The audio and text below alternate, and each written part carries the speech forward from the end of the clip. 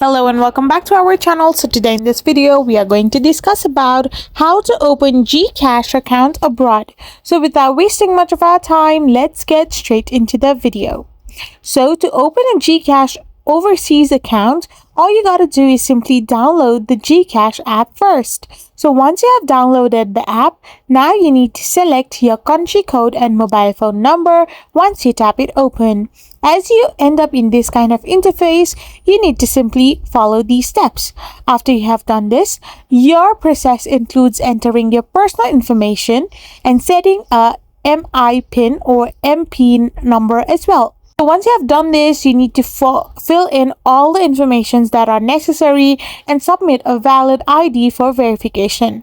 After this is done, you will be registered and you need to now select a MPIN as well. Like this is a passcode for your GCash transaction, and once registered, you can fully verify your account to unlock more features. I hope you found this video helpful, so don't forget to hit that subscribe button and do give us a thumbs up. We will be back again with more informative videos. Thank you for watching.